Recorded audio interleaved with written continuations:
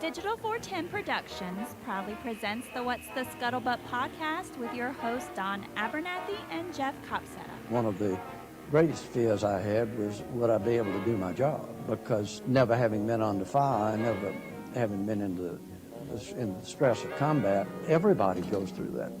And that was the greatest fear you had at any time, was would you measure up in the eyes of your buddies? That was probably one of the greatest motivating factors to all of us. I think a great deal of it was based on the fact that it was so instilled in us that you can't let another Marine down. So consequently, you wanted to always measure up and do your best. The pre-landing bombardment had commenced. The din and the noise was so absolutely incredible, it's indescribable. You couldn't even yell to the man right next to you and have him hear you. I was absolutely scared to death, and so was everybody else. And the main thing that concerned me was I was afraid I was going to wet my pants. And yeah, I looked at the island, and all you could see, it just looked like a thin line. It was just a sheet of flame backed by just this huge black wall of smoke. And I thought, my God, none of us will ever get out of that place. All up and down the beach, shells were going off. Amtraks were getting hit on the beach before they could let the guys out. You could see guys falling all along the beach because of the extremely heavy small arms fire and artillery and waterfall. So we got in off the beach as far as we could go and hit the deck in the sand. And just before I hit the deck, I happened to look down, and my right foot missed no more than by 6 inches. A Japanese mine that was in the form of a 500-pound bomb buried in the sand, and it had a metal pressure plate on the top of it. A little way down the beach, I saw a boy step on one, and it just atomized him. He just disappeared. Welcome, everybody, to another episode of the What's the Scuttlebutt podcast, a very special episode, if we were to borrow phrases from the early 70s TV shows like NBC and CBS, with my co-host, as you heard, Jeff Copsetta, and our very, very special guest, the one and only Henry Sledge. Jeff, Henry, how are you guys doing tonight? Doing well. Couldn't be better. So as you guys just heard, that was a little clip you guys can find on YouTube of the one and only Eugene Sledge talking about his experiences landing on Peleliu. And joining us tonight is his youngest son, Henry, who's going to, share some of their family's experiences with, growing up with their father being who he is and his post-war years. And obviously talk about his book and how the production of the HBO Pacific's come along. And we've been talking for about 30, 40 minutes before the show, and now that we're live, Bailey's in the room playing with her squeaky toy, as you can hear, which, by the way, Henry, I was ecstatic. Last night I was reading the final chapters of the China Marine.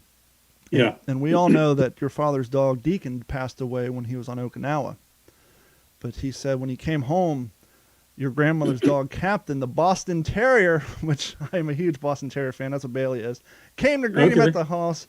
And so it warmed my heart to know that your father came home to a Boston Terrier, which was there to greet him and warm his bed at night, because I'm a huge Boston Terrier. I don't know if that dog is in this picture or not. I think Deacon's in that picture. Yeah. Don't know if you can see it very well. I can't get over this. Jeff and I, for those of y'all following along at home, we've had the unreal experience of getting text messages of photos of your father's P-41, the K-Bar, family photos, and it's just unreal to have you here. And I guess first and foremost, we need to give a big thank you to Galen Wagner, who has been on the show for putting us together. I guess I'll leave it to you. Explain to the audience how we came to be here and how you and Galen got hooked up, and how I got a weird text message at 7 a.m. Said, "Hey, would you be interested in having Henry Sledge on your show?" Sure. Yeah. So to put some perspective on that, guys, there is a Facebook group called World War II in the Pacific. I joined that, or I think I was invited to join it, but I joined it, and the Museum of the Marine Corps, I think it was, they do this thing called Marine Monday. And Okay. they put a post up. I mean, I had no idea this was going to happen. This kind of stuff just happens all the time. They put a post up about my dad. It showed a picture of him in his dress blues. Very iconic picture.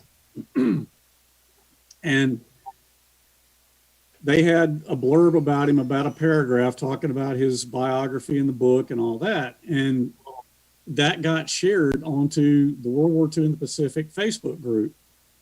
And I went on there and looked at it, and people were just really responding to it. And it was heartwarming to me, of course.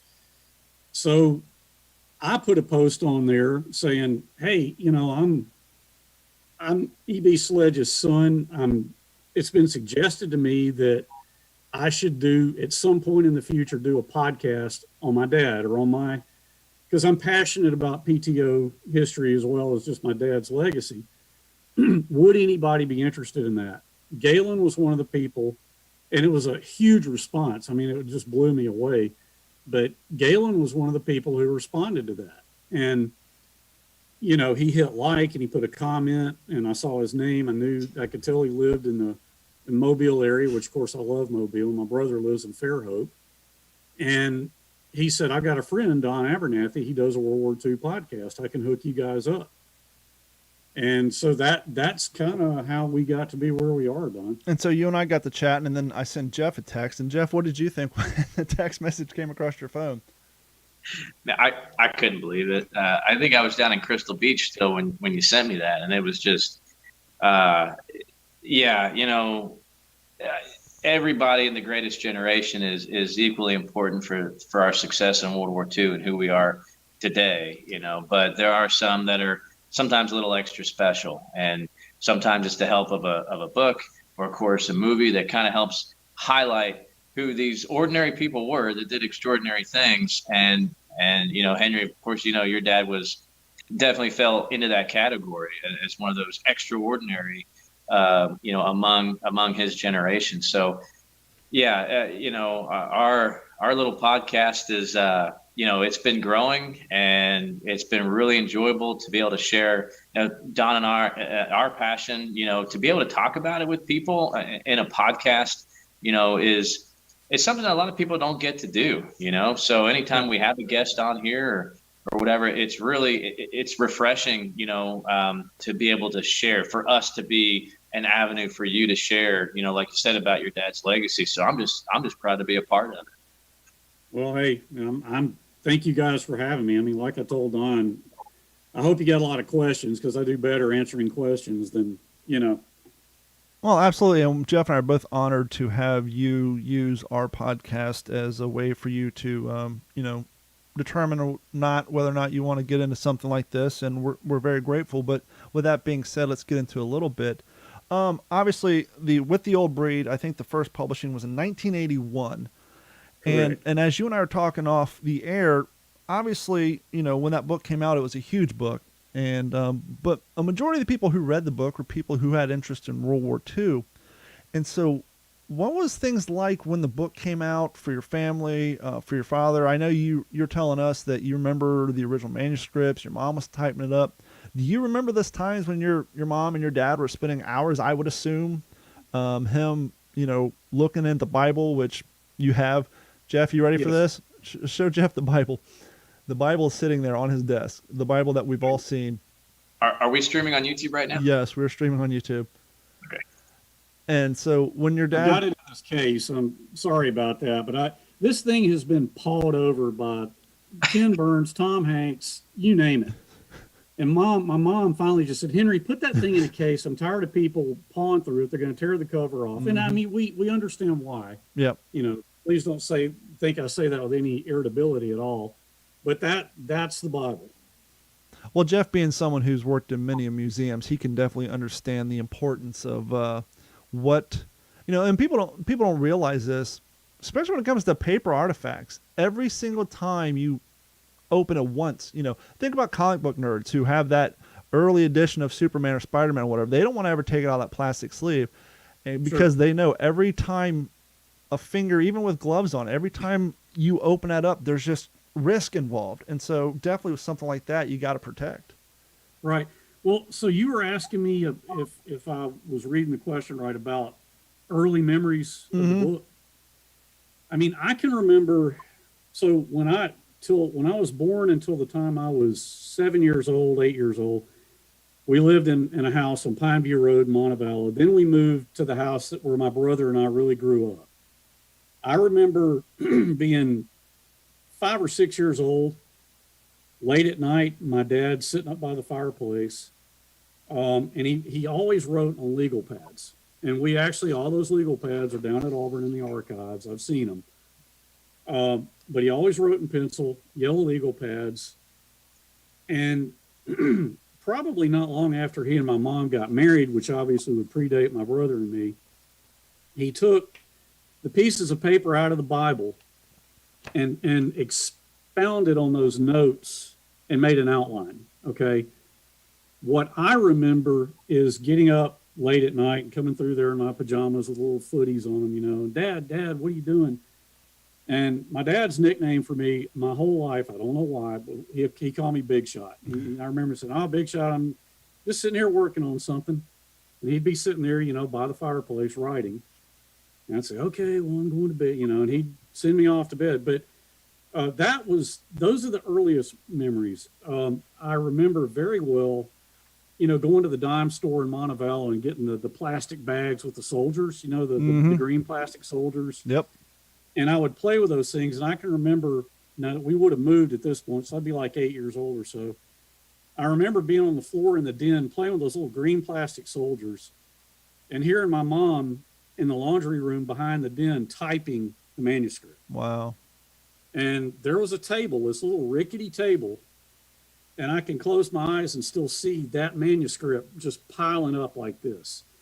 And, you know, my brother and I would take it and read it because it was double spaced, you know, just typed on an old typewriter. And, you know, we would read it. And, of course, what my father's always said, his reason for wanting to write the book was to create a written record for my brother and me to have some understanding of what he went through in World War II.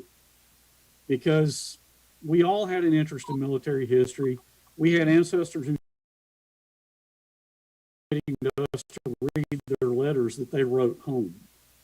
And so he wanted to create something for the family to have some idea of what he had seen and experienced as a Marine. And I think it was, you know, my mom was typing this stuff and she, you know, it's well known. She said, "Gene, this is pretty extraordinary. You ought to get this published." Yeah. And of course, you know, if you had known my dad, he was not a self-aggrandizing person at all. I mean, really self-effacing. And he was like, "No, there's no way anybody's going to want to read this," you know. But she persisted. And I remember, you know, a lot of late night conversations. There was a study in our house on the second floor where he spent most of his time. It was on the back side of the house where I grew up. And he would sit in there for hours writing, you know, the manuscript.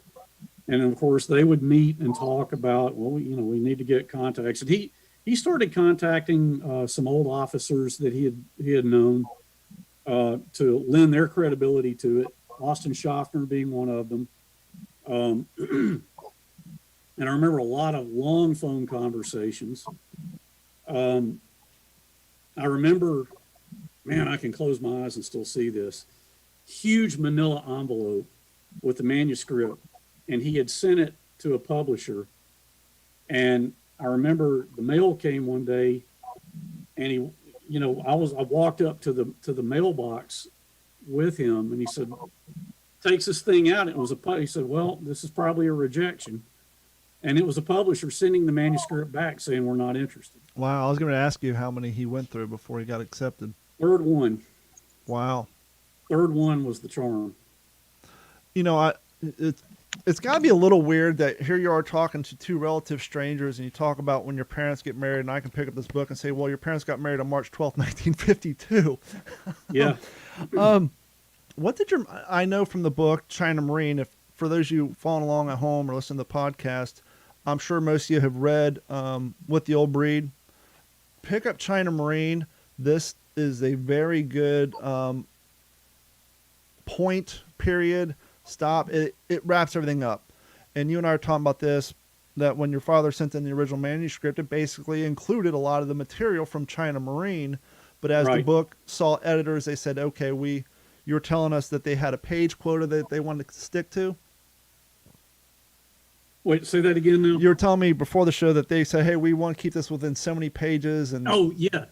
So when Presidio Press, who I think has been bought by Random House, when they agreed to publish the book, 1980-ish, and I can remember my dad and my mom talking about this, and they were like, well, hey, this thing's too big for the average person, 300, 320 pages, something like that. Let's keep it around that.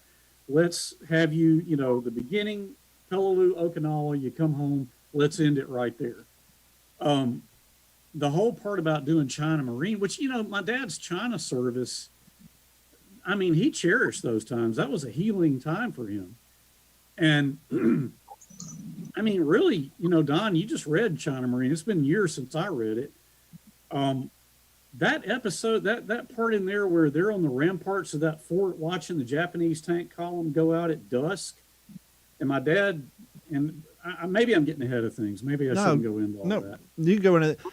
Well, the reason I bring up is, one, in this book, your father explains that he met your mom at a friend's wedding.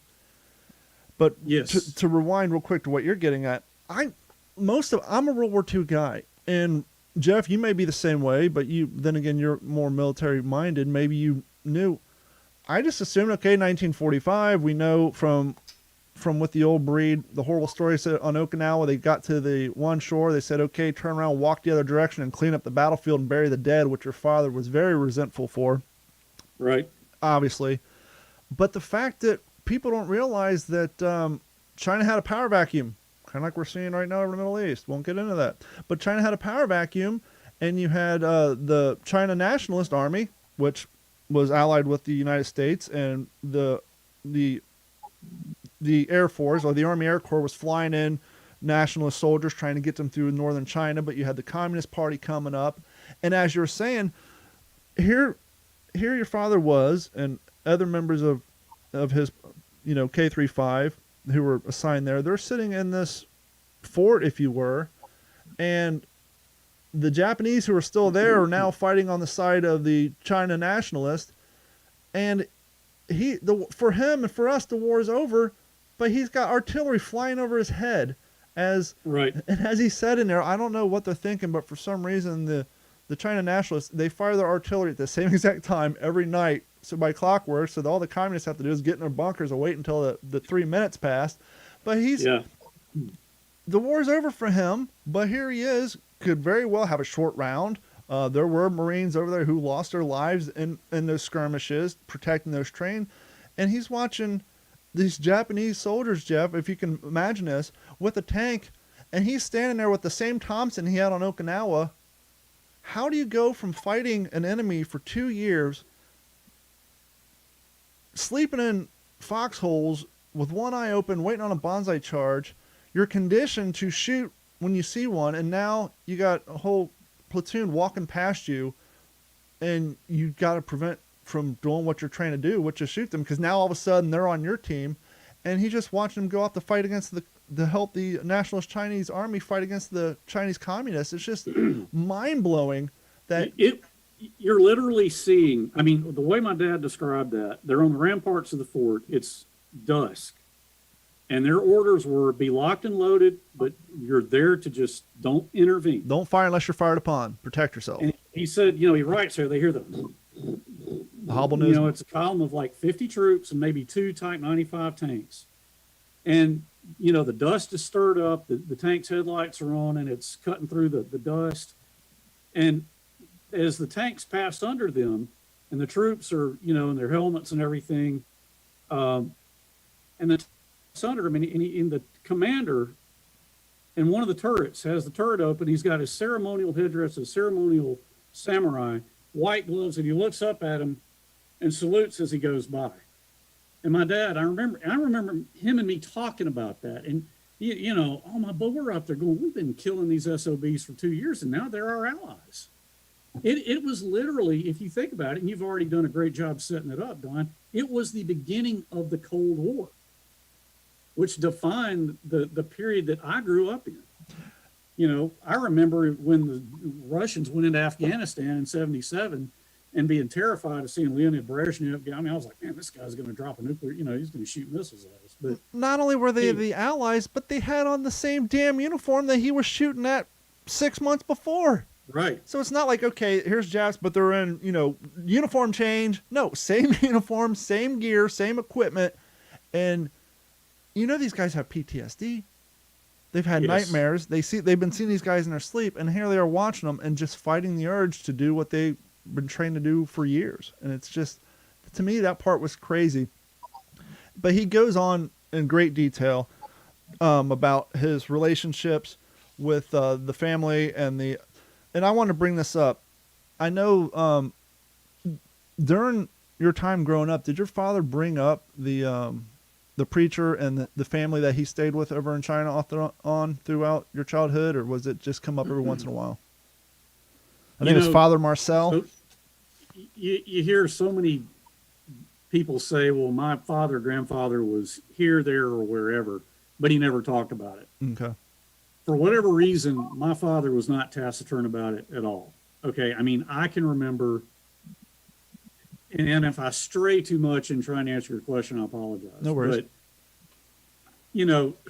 there was, what I'm trying to say is there wasn't much about it all that he didn't talk about. He didn't talk about the blood and the gore when I was a little kid. Sure. But, I can remember being out. In fact, there's a picture of me out in the yard. I was probably 4 years old with my little play bench set, workbench in the backyard. And my dad's in the background with his HBT cap, just like you guys are wearing. I know that's a later model actually with the screen printed EGA, but he had his HBT cap, which I've got it back there in the closet behind me. And he would wear it when he'd be out in the yard doing yard work. Now we're talking, 1969 probably. It's a lot more threadbare now, I'm sure. But I've got it. But, I can remember, but to stick to your question about the Chinese family, my knowledge of that was not so factual. I was aware that he had been in China after World War II. Yeah. Yeah, it was Dr. Song, his family. Funny thing, you're talking about my hat. It's very hard to find reproductions that don't have the EGA on it, and Jeff can attest this. I did find one. It's actually on a slow boat from China right now. I did find one on eBay the other day, and it says no logo, because when I bought this one's actually close to 7 years old now. It's got rust spots on it. It's super salty from the Florida sun. It looks great, but I wish it didn't have the EGA on it, but I actually have one coming. Did World War II Impressions? I think I got one from them years ago. This particular one, when I first got into the hobby, I got this one off eBay years ago, but go ahead, Jeff. You've ordered a lot of uniforms from these guys. Yeah, I maybe I'm mistaken, but I thought it was identical to the cover that the Army was issued. No, it's got a shorter bill on it, and it has these. The Army one is more rounded, whereas the Marine Corps kind of had these, for lack of a better term, I'm going to say seams on them, or inseams, that kind of makes these little points, whereas the Army one's more rounded like a baseball cap. And the bill's a little shorter. I'd have to step away from the camera, but I can get my dad's if you want to see it. By all means. All right, give me a minute. And that's something, Jeff, maybe we can do on the next episode. I have my Army one. They are a little different, believe it or not. But yeah, I think the bills are a little shorter. I could be wrong, but they seem to have a little bit of a different shape. It could be the bill. I know you can kind of shape an Army to look like an 8-point cover. Yeah. But yeah, I know maybe there is a difference. I thought they were quite similar. No, they got a little bit different to them. It could be different. But yeah, so definitely for you guys, and we're going to get into with the old breed and the making of the Pacific Wow, and that's actually his pen EJ on there. Yes, that's amazing. It's it's pretty well worn, but. Does it ever occur to you that these things that you have, people would just die to just remotely even have one item in their collection? Like, show everybody at home the K-bar. And I want to bring this up. In the China Marine, at the very end, when he gets home, he went to Camp Lejeune. He had to fill out a document, and they had an itemized list of all the things that you were expected to return. And the two things that he said he intentionally did not return, he listed as lost in the war, was that K-bar knife and his haversack. Did you see that haversack? Was that haversack around your house growing up? Do you guys still have the haversack? This is mind-blowing to me. That's amazing. Can you see his name? Yeah, it's right there, Sledgehammer. Yeah, I mean, this stuff was, again, because of. Oh, I didn't. So you guys want to see the 45 he carried. Now, Jeff, you're very familiar with the HBO of the Pacific, right? Oh yeah, of course. Of course, and Henry and I were talking about this. That is the gun that Henry's grandfather sent to his father. And now, for those of you watching at home or listening to the podcast, you think, wait a minute. In the HBO of the Pacific, he was sent a revolver. And Henry and I had a very long discussion about this before we went on the air when we were doing troubleshooting. Apparently, that was a decision made by, according to the Scuttlebutt, that was passed down through Henry's connection with the production, is that was a last-minute decision, allegedly perhaps made by Dick Dye. But Henry was explaining to me that during the production, and maybe we should back up a little bit, but anyhow, we'll get to it. He was sending photos of his dad's stuff, including that 45. And then when he went and saw the rough cut, he was as shocked as we are now, because I always just assumed that your grandfather sent him the revolver, and not that was his grandfather's World War I issue, 1911. Well, yeah, actually, you are correct. It is a Springfield Armory. And somewhere around here, I don't know, we moved a little over a year ago, but I do have the document. I have the document where my grandfather went down to Mobile County Sheriff Department and got permission from them to send this to my dad who was overseas. And I remember, I can still hear my dad talking about it. We came down the gangplank of the ship when I came home.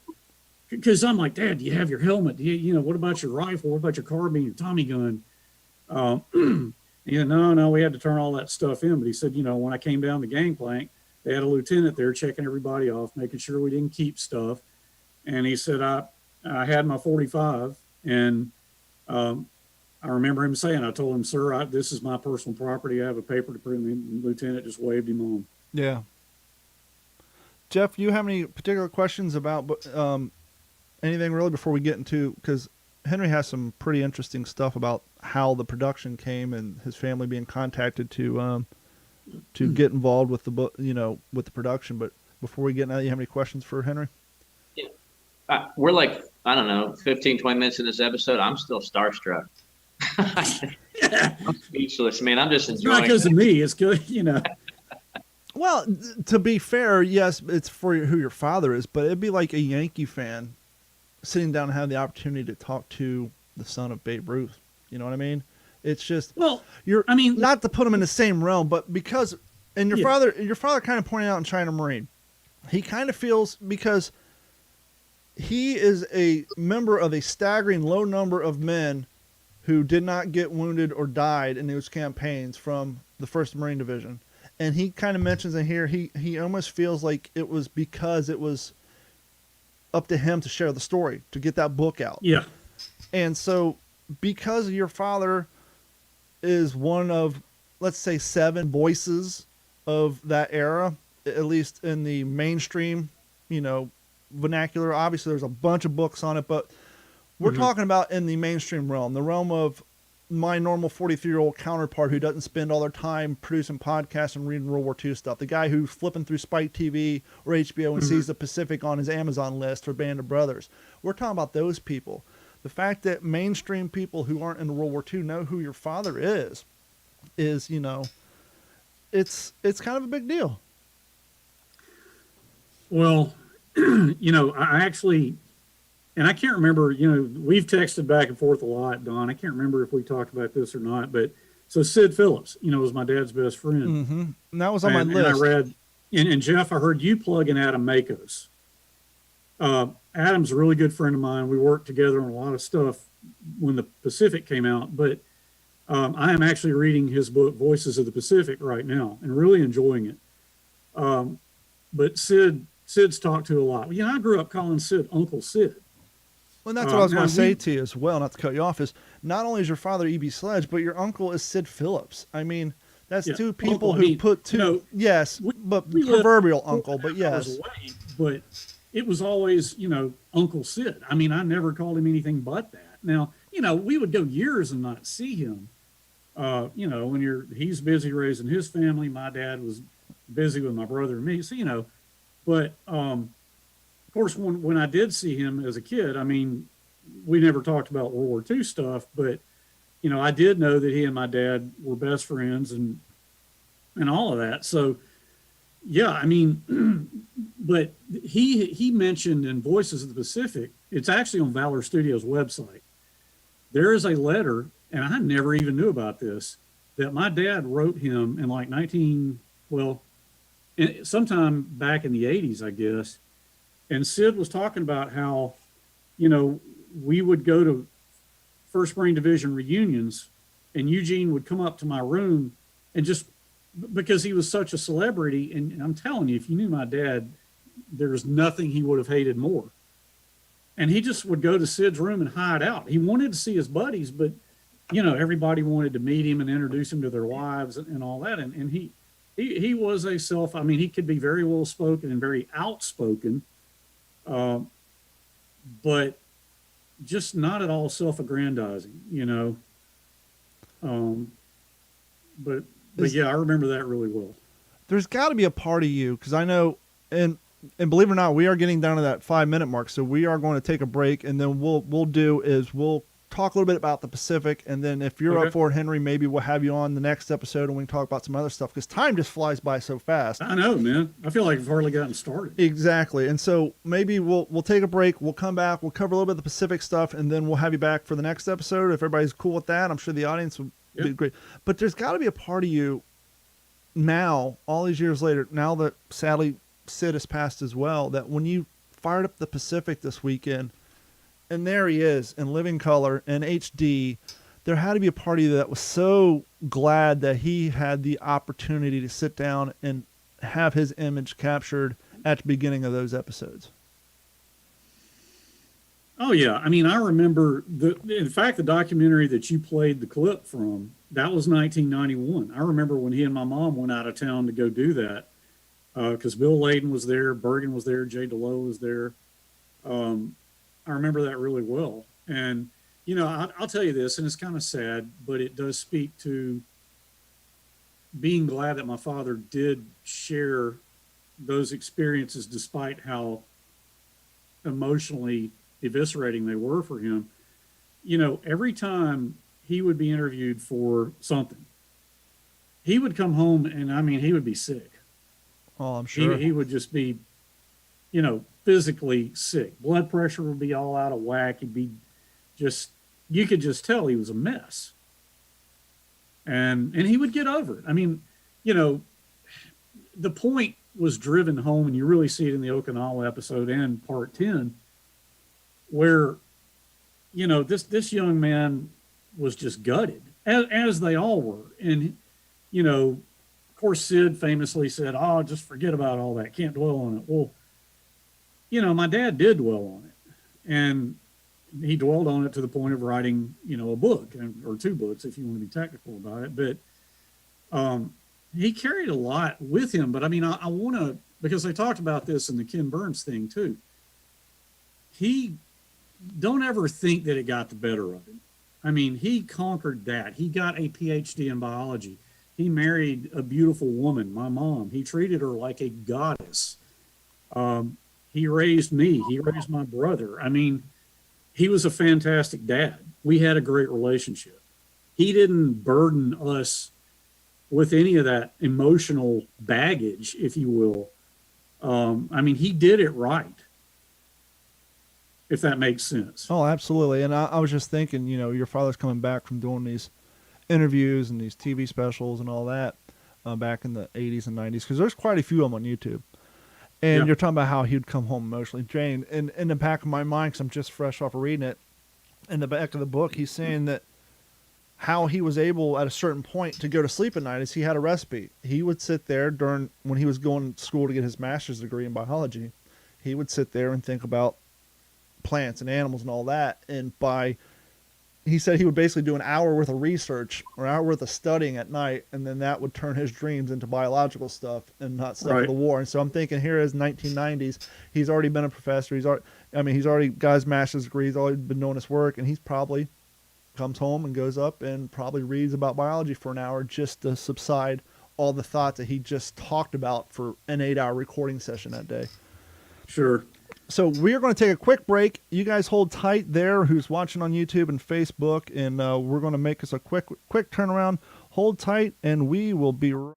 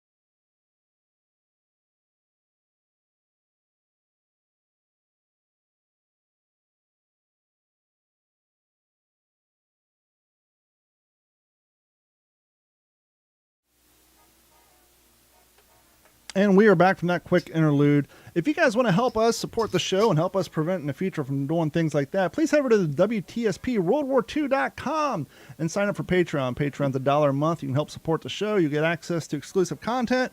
And if you sign up for the $7.40 a month plan, you'll get a free t-shirt after month 2. And also, while you're at the website, WTSPWorldWar2.com, go ahead and click on the social link and find our YouTube channel and subscribe to that. And as always, this episode of the What's the Scuttlebutt podcast is brought to you by our friends at Computers. Computers has been providing IT solutions for Southwest Florida since 2004. And even if you don't live in Southwest Florida, they can help you by giving them a call at 239-283-1120 with your assistance. As long as your internet works, of course, they can run your computer and help you with all your computer programs. Now that we got all that stuff out of the way, let's get back to it. Once again, we are here with Jeff and Henry Sledge. Jeff, do you have any, I'll let you go ahead and let's get into the Pacific television show side of this. And you have any questions or lead-ups for that you want to help toss in here? I guess it's inevitable. We're going to have to talk about the miniseries eventually with Henry. And I know nobody's asked him about it before. I don't have anything specific. I was actually hoping that maybe some of our listeners would kind of would creep in here and have a question about something with production or a detail here and there. I don't have any specifically. I mean, I'm pretty well aware of that intensive project that it must have been, and that there's people like Don and I that if there is inaccuracy, we're gonna point it out and be the ones to bring it to light, as opposed to Right. they got right. I try not to do that. I try to kind of, give everybody the benefit of the doubt. And like I said, when Don mentioned about Dale Dye making that call last Allegedly. minute, basically essentially changed the 1911 to a revolver. There's got to be some underlying reason why he did that, and not that we may necessarily agree with it, but Hollywood is Hollywood, and they've got there had to be a reason. I don't think they just change history just to change history to be different. I could be mistaken, but I appreciate what they do. And I did just want to say, Henry, that I wish I had the opportunity, and I truly, sincerely mean this. I wish I had the opportunity to thank your dad, not for what he did during the war, not for what he did when he got home from the war, but for giving the opportunity to the mainstream to know people like Akak Haldane, the guys that didn't come home, that Hillbilly. we would have never known who they were if it wasn't for people like your dad. Because I can tell you firsthand, the guys that come home, it's not who it has to be about. It has to be, so people will read your book. They want to know your story.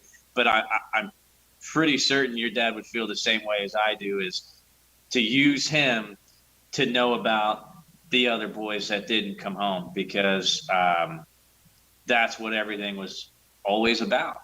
And I thank your dad for giving the people who have seen the miniseries, the people who have read his books or read Hugh Ambrose's book, to know about boys like that didn't get the chance to come home and tell their story. Right. Yeah, he would have said the same thing. The heroes are the ones who didn't make it home. And if anybody's listening, I'm not listening because you won't be able to hear this until tomorrow. But if anybody's watching on YouTube or Facebook, if you have questions for Henry, we can try this. Give us a call at 239-299-3352. This will be your opportunity. And if you're a little gun shy, maybe send us an email to mailcall@WTSPWorldWar2.com, and we'll read your questions for Henry the next time Henry comes on. Give us a brief rundown, if you will. You're explaining to me through phone conversations and text messages that one day you just got a call, I believe, from your brother saying, hey, someone in Hollywood's trying to gain rights to Dad's book. How did the whole thing come to play to your all's family? 2004. And the thing was, somebody years ago, and I don't remember if it was in the 80s or the 90s, somebody had bought the film rights to it and wanted to do something with it. And that never did get any traction. I'm so glad that didn't come to fruition, because just the way technology was and storytelling, it wouldn't have been nowhere what it is today. But yeah, it was 2004. I had probably finished watching Band of Brothers for the 783rd time. And, of course, was very familiar with Saving Private Ryan and the whole, Hank Spielberg treatment. And I mean, I can even remember having phone conversations with my brother about, man, I mean, I know World War II is not your thing, but God, Saving Private Ryan and Band of Brothers, it was so powerful, so visceral. Can you imagine what it would be like if they did something with Dad's book? And, my brother was like, man, the World War II has been done and done and done. I mean, it'll never happen. One more reason to 2004, spring of 2004 to be exact, my brother started getting some pings that people were making inquiries as to the film rights. And so we found out, Bruce McKenna, that he was interested in starting that process. And it was April of 2004, I believe, when my mother and I were flown out to Hollywood, and we sat down with, and so was Sid Phillips, by the way, and we sat down and were interviewed and met with, Hugh Ambrose was alive at the time, and Bruce McKenna. And really, despite, I had some slightly contentious conversations with Bruce in the wake of the miniseries, or when it was, about some things that artistically were being done. But I mean, really, Bruce was the one, and he deserves the credit, and I'm grateful to Bruce McKenna. He recognized the impact, because the way he explained it to us, we sat down when we got out there, and he said, so Tom and Stephen were just blown away by Band of Brothers, how successful it's been. And there's this palpable feeling that we need to do something for the guys in the Pacific. And Tom's all about that. He wants to do it. And he came to me, let's do something for the guys in the Pacific. Well, Bruce held up a copy of my dad's book and says, if you were going to do that, you have to have this book. And it was with the Old Breed. And there you go. and the Tom Lee classic 2,000-yard stare painting.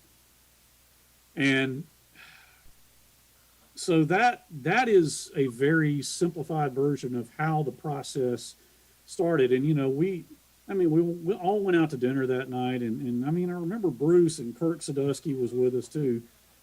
And I remember Bruce saying, look, this is going to be a long process. And I would also say, you know, in the nascent stages, the plan was to be 13 parts and 5 main characters. And I remember that very well. And so it was going to be Lecky, Sledge, Basilone. The 4th character was going to be a naval aviator. He was at Midway. Was it Vernon? Yeah, Vernon McKeel. No, it wasn't him. It was Elder, Robert Elder, or was it Best? I think Vernon was in Hughes' book. That he was a Dauntless pilot at Midway. I thought it was either Robert Elder or Richard Best, and Lord, I've read so many naval aviation World War II books, I should know, but I have been away from it for a while, and I'm just getting back into it. But he was going to be a character. And the 5th character, I honestly don't even remember. I don't even remember who the 5th character was supposed to be. But 13 parts, 5 characters. That was the idea. Because they wanted, I think I remember Bruce saying, yeah, Stephen really wants to do the entire panoply of the Pacific War from start to, wants to cover all of it. So, you know, roll on through as the years went by, it got whittled down to where it was, okay, it's going to be 10 parts and it's going to be 3 characters. And guys, I don't know how well known it is, but I mean, it almost didn't happen. There was the ball almost got dropped. Really?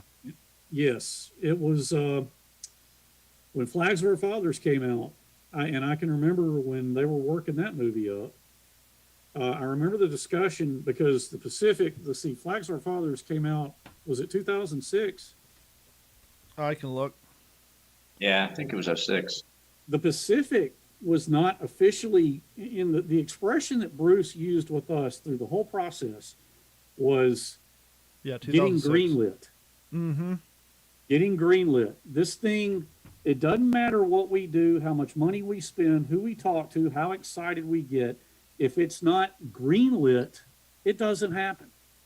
And greenlit is where the suits at HBO sit down with Tom Hanks and whoever, and they go, okay, you're greenlit, go. We'll start writing the checks. 2004 was our initial meeting in Hollywood that I just told you about. It did not get greenlit until 2008. Wow. So Flags of Our Fathers came out, and I remember, you know, I went and saw it, and my perception of it was it didn't really do that well. And if I remember correctly, I can't remember if Bruce told me this, or he might have told my brother, and then my brother told me. I think I talked to Bruce McKenna about this. In the wake of Flags of Our Fathers, and I don't mean to disrespect that story, that book, that movie. That is not my intention here, Sure. but I'm just being honest with what I remember. Mm-hmm. I think it lost some money.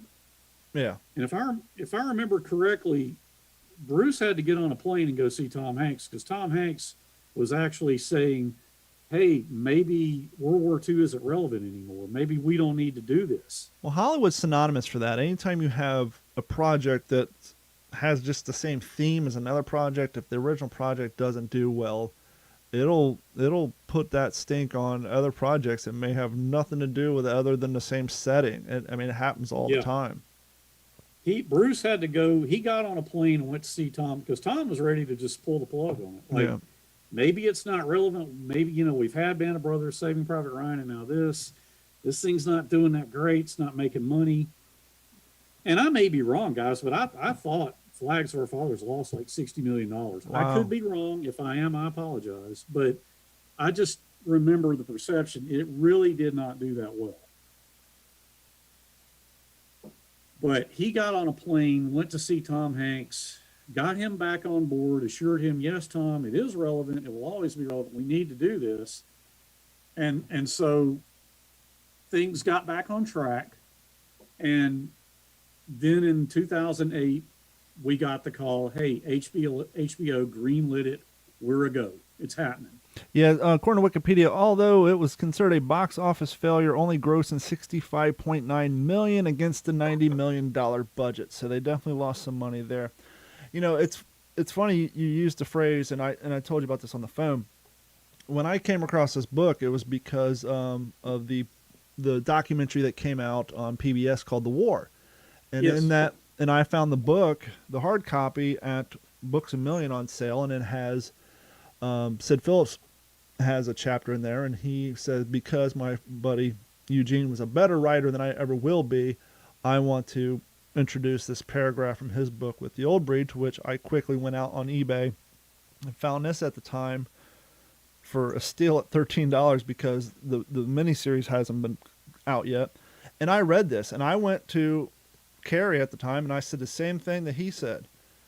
If I literally told her, I was so just floored by this book. I said, if they ever do a miniseries like Band of Brothers, it has to be about this.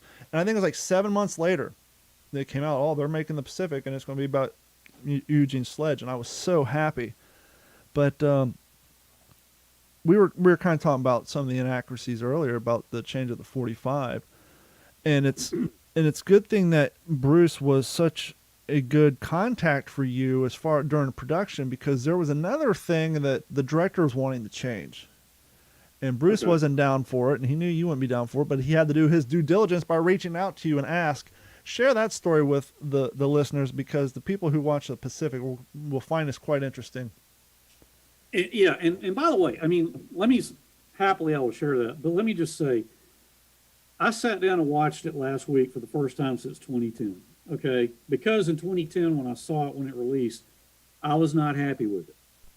Let me assure everybody, if anybody really cares, I like it. I think they did a good job. Well, and at the time, like you were just saying, years had gone by that you were working on this project. Yeah. And so, you know, you had a lot invested in it. And before you get to your rewatch, how did you feel about the choosing of the actor to portray your father, Joseph Mazzella? Yeah, I remember the first time Joe called us. I think they made a good choice. You know, there was definitely a physical resemblance. I will say this, and with no disrespect to anybody, I think the real Sledgehammer was maybe a little tougher than the way he was portrayed. Well, he was the kid from Jurassic Park, after all. That's where I knew him from originally. It's like, Well, that's the kid from Jurassic Park. Joe's a nice kid. He did a good job. But, I mean, and I understand. So to defend the way it was done, you know, like the scene where they're moving inland off the beach, and, you know, Akax was, Sledge, goddamn it, you gotta get out of that hole now. Come on, Sledge. You know, I mean, if my dad really wrote it accurately, and I'm pretty sure he did because he was a stickler for the truth, you know, he wasn't hiding in a hole having to be told to get out. And I'm not, again, not being disrespectful of the way Joe played the part, because I do think he put his heart into it, but to try to see it from the perspective of the filmmakers, they had to show in his character arc, okay, they had to show the evolution of this kid from Mobile from a genteel background, and he was. From the boy with the heart murmur. Was a doctor. They were pretty well off. And here he is with these young men who came from more blue-collar, rougher backgrounds. But my dad volunteered for it. He wanted to be there. He wanted to go. And there he was. And it's all hell breaking loose at Peleliu on D-Day, but it was for everybody. And they had to show that character evolution from just deer in the headlights, oh my God, what have I gotten myself into? And then he evolves into, on Okinawa, you know, try these. It helps with the drainage. You know, you see that evolution where he's kind of taking charge. You know, Snafu's over the Sledgehammer, check them out, you know. And, you know, okay, Snafu, let's get these boots. Come on. You know, I mean, you can see the evolution. And Jeff and I have talked about this in past episodes, especially when it comes to Band of Brothers. As you said, you got 10 episodes. You have so many characters. You're trying to get across the broader audience the maturing, the hardening of people. in this environment. And so sometimes you have to take an important subject matter, an important thing that happened to a bunch of people that may not have happened to your particular character, and append that story to that character just to get a point across that, you know, not everybody who hit the beach were gun-ho, hard-ass guys. They're, you know, Sid Phillips turned 16 on Guadalcanal. They were freaking kids. Let me stop you. Sid was 17 when he went. He turned 18 on Guadalcanal. Okay. Yeah, you're right. He turned 18 on Guadalcanal. But sorry to interrupt. No, not at all. But there. So back to, you know, and plus I just watched a series too. To give them a little credit, he tried to get out of the foxhole. He slid back in, and then they came screaming, "Get your ass out of there!" But back to the main point. They have to take certain things and append it to somebody that it didn't actually happen to, just to get a point across that, you know, these are innocent people who just went from boot camp to being put in the world's most bloody freaking battle in history. And like you're saying, it helps with the character arc. Right. But yeah, I mean, I think Joe put his heart into it. I know when we talked to him, he certainly seemed to understand the gravity of it all. And so I do want to laud him for that. And like I said, I mean, after watching it again and watching all the introductions and thinking about it, kind of letting it all sink in, you know, I thought they did a good job. I mean, and it's something I continue to watch. I mean, I took an 11-year hiatus from it, from all of it, you know, and just was burned out on World War II. But I'm getting back into it, and I've rewatched it twice now. And it's a testament, kind of like Band of Brothers. Band of Brothers, they get a lot of actors who maybe had a small role here and there, a lot of people we don't know, and now you see those actors all over the place. And I think it's a huge testament to the casting of the Pacific, that the fact that Joseph and the young man who played Snafu went on to play Freddie Mercury and the lead guitarist in Queen. And that also goes to show their on-screen chemistry, that their on-screen chemistry in the Pacific was so great that they were both chosen to work on that Queen project. And so it just goes to show you that, you know, they're damn good actors. Did you want me to tell the little story of about the bunker? Yeah, the bunker scene. Okay. And it was really cool to actually see that bunker on Peleliu or Ingusibus when I went to Peleliu in 1999. But so Bruce McKenna called me one day, and he called my mom and my brother, and he said, "Okay, Henry, we're getting really close where we're going to shoot that scene of your father at the bunker. And the director is concerned that at this point we've seen, you know, several hours of a lot of shooting and killing, and a lot of blood and gore. And the director's concerned that, you know, the Amtrak came up, fired 2 rounds into the side of the bunker. And then, I mean, the way my dad wrote it to me was just so cool. I mean, I've played that scene over so many times, especially when I went to Peleliu. And as the dust clears, standing in the door, or standing in that aperture of the bunker, is a Japanese soldier with a grenade trying to hit the percussion cap on his helmet to make it go to throw it at him. My dad draws up with his carbine and just starts squeezing off rounds into his chest. And Bruce said the director doesn't think that shooting the scene that way will convey the proper weight, and he wants to change it. I'm like, okay, well, I'm not liking where this is going. What the hell does he want to change it to? And he said, well, he's thinking about having Sledge kill the guy with his bayonet. And I said, well, Bruce, you know, my dad and I talked a lot about all of this stuff when he was alive. And I said, the only problem with that, well, 2 problems. Number one, it's not the way my dad wrote it. You're altering what he wrote in his book. And so you're taking away from the verisimilitude of the whole experience. But I said, you know, I remember being a kid asking my dad, you know, did you ever get into a bayonet fight with a Japanese soldier? And I remember my dad saying, hell no, I never let him get that close to me. You know, we had the carbine, we had the 45, we had the M1. I wasn't going to let him get that close to me. And the Japanese were well known for their skill. Bob, let me show you this. Let's see. Oh, wow. My dad took that off a Japanese soldier in the bunker.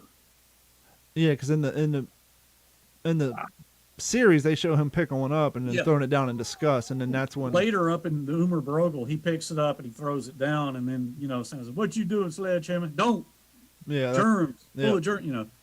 But yeah, he got this off a Japanese soldier in the bunker, but so they were going to have him, stab him with his bayonet, and I said, well, I've talked to my dad about that. He was pretty articulate about having never done that, and well, but we got to.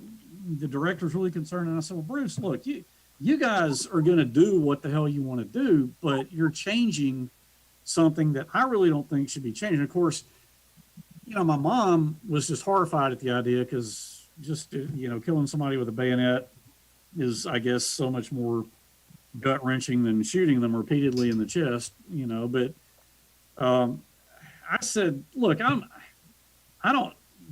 the moral grounds of it don't bother me. It's just the verisimilitude of it. I know he never did that, but Yeah. anyway, so Bruce said, okay, let me go back to the director. We'll talk it over and we'll try to do you proud here. And so, and then we all know, how the scene unfolded. Well, I'll be honest. The first thing that comes into my mind is I'd have told him, you figure out a way to put that bayonet on a carbine in Peleliu that didn't have a bayonet lug, True. and come back to me. Yeah. Then we'll talk, because I don't see that happening unless they really would have altered history to have a different variant carbine with a bayonet lug on it that wouldn't have been around at that time. Yeah, because Yeah. they could have That got the would've been an same interesting result. conversation. They could have got the same result with a K-bar, and that would have been more authentic. Yeah. And it's Well, still and it's still changing history, but like Jeff said, it's you can't put you're issued a carbine, you don't have where are you going to put the bayonet? And not to, because again, I think they did a good job. I like the miniseries. I mean, I really do. I'm going to keep watching. They did a fine job. But in that scene, Bill Layden, who was nothing, the real Bill Layden was nothing like the way he was cast, by the way.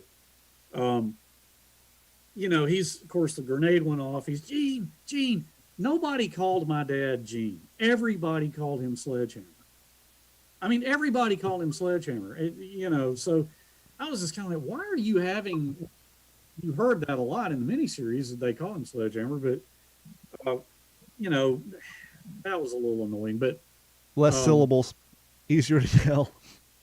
I guess, but and when the flamethrower comes up, and then Snafu's die, effing die. I mean, my dad was not just sitting there staring at them doing that. I mean, he was involved in the entire process. Yeah. Well, I think this might be a good place to put a pin in this episode to leave people wanting more. And Henry, if you're up for it, you're more than welcome. Maybe next episode we'll have you back and we'll pick up here and we'll get into a little bit more into it. Okay. Sound like a deal? And we want to hear from you guys. Email us, because as Henry was saying at the beginning of the podcast, part of the reason he's doing this is he is really toying with the idea of starting his own podcast because he has a passion. One of the things we haven't got into, maybe we'll talk about a little more next episode, is over the last year or so you've been kind of getting into the voiceover world. And Yes. And so we thought, well, what a better way to get comfortable behind a microphone, get comfortable reading copy and getting into the world of voiceover work than not only doing a podcast, but, doing a podcast, sharing more of your father's stories and life that, wasn't covered in a miniseries and, didn't meet that 333 page quota in the book. And I think you have a lot of interesting stuff that you can to share. And I would not be surprised that when you start your podcast, if more family members of some of the people that your father served with start sending stuff your way, and it would be amazing to see where it goes. So email us questions for Henry, and email us, let us know your thoughts on Henry starting up a podcast. I told him off the air I'd be more than happy to help him figure out the logistics, all that, and all that good stuff. But on the behalf of Jeff Copsetta and Henry Sledge, we're going to wrap it up, but we'll be back next week. And not next week, but next episode. We want to hear about your trip to Peleliu. You and I have talked about it off the air, And I've talked to other people who's visited those battlegrounds, not only Pacific but even in Europe. That once you're there and you see it in living color with your own eyes, it's got to make reading the books or watching the TV shows and the history document. It's just got to change everything because you've been there, you've walked that ground, and not to mention the fact that your father was there, and that in itself has just got to be incredible to be there. So we're going to wrap it up. Henry, thank you so much. It's been a true pleasure. I know Jeff's enjoyed it as well. Yeah, I enjoyed it too. I mean, I hope, like I said, keep watching the miniseries. I thoroughly enjoyed it. I thought it was good. But I hope people enjoyed this. I mean, I hope they'll want to hear more. Jeff, you got any closing thoughts, friend? Yeah, I can't wait to kind of share my first experiences of watching the Pacific for the first time, and Band of Brothers as well. I can't wait to kind of talk from my perspective as well, and some of my thoughts. But we'll save those for next time. And Henry, I just want to say, you know, as a kid growing up, you know, I used to go to different air shows just because of certain veterans were going to be there, you know, like Bob Morgan, you know, the pilot of Memphis Belle, things like that. And I at 38 years old now, I have that same feeling being able to talk to you. This is like the next best thing for sure at getting to something like that. So yeah, to say that it's been a pleasure for me is certainly an understatement. I can't wait till the next episode. Well, good. Thank you. And thank you guys so much, and we will talk to you all next week. Whoop, wrong button. See that? We're good. We're going great. Everything was fantastic. We're being professional. And I go and hit the wrong button because I'm simply trying to play the button of my daughter saying this. This has been a Digital 410 production.